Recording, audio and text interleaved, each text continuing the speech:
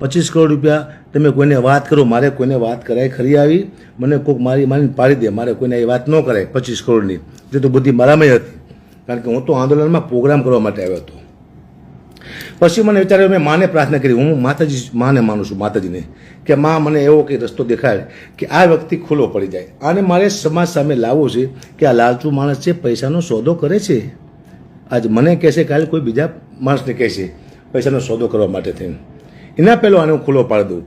પછી મને વિચાર આવ્યો કે આ વાત કોઈને કરાય નહીં, પણ હું પોતે જ ફોન કરું, તો પોતે જ ફોન કરું કે મેં એક જગ્યાએ વાત કરી છે. મેં તો વાત ક્યાંય કરી નથી. મારે તો આને દેખાડો તો સમાજને કે આ માણસ પૈસા માગે છે, એ મારી સાથે સોદો કરે છે. મને છાંટા ઉઠશે, મને ખબર હતી, કારણ કે હું એના સાથે વાત કરું છું પૈસાની.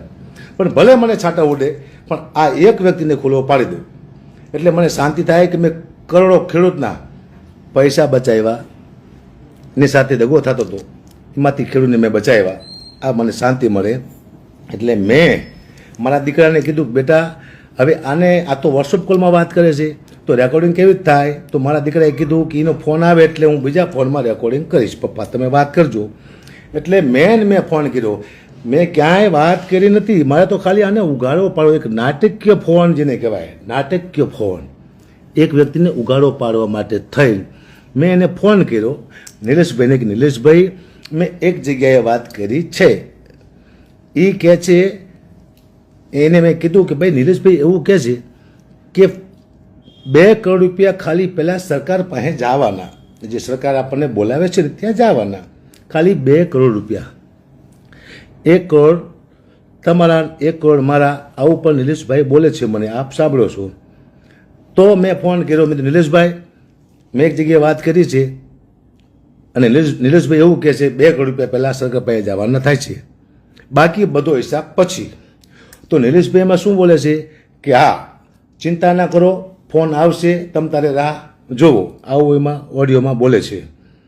અને પછી એને ડાઉટ પડ્યો કે રેકોર્ડિંગ થતું હોય છે તો એને કીધું કે 1 કરોડ તમારા. એટલે મેં શું કીધું, મારે જસ જોઈએ છે સમાજનું, મારે પૈસા નથી જોતા, પૈસા તમે લઈ લેજો 2 કરોડ રૂપિયા, મને જસ અપાવજો.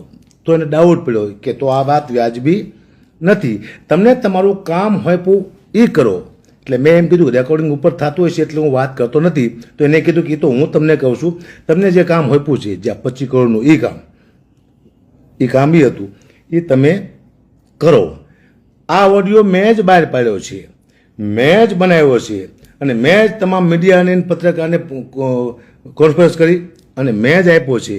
ભલે મને થોડાક છાંટા ઓડે, પણ આ વ્યક્તિ ખુલ્લો પડે, કારણ કે સમાજને પણ અંધારામાં રાખે છે, સમિતિને પણ અંધારામાં રાખે છે, જેતપર ગામને પણ અંધારામાં રાખતો હતો, અને તમામ ખેડૂતને પણ અંધારામાં રાખી એનો સોદો થવાની ત્યારે એમ હતો.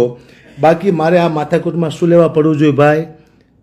હું ગદ્દાર માણસ હોય, એવો માણસ હોય તો હું 5-25 રૂપિયા લઈને સાથે હોતો ન હોય ઘરે, ત્યારે હું શું લેવા વારંવાર તમારી સાથે સમય આવું છું સત્ય સાબિત કરવા માટે કે હું ખોટો નથી, એટલા માટે આવું છું.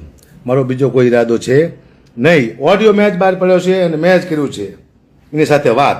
મને કોઈએ કીધું ઉપર ક્યાંય જ્યો નથી, હું કોની પાસે જાઉં? આ વાત મારે કોને કર્યું સાહેબ?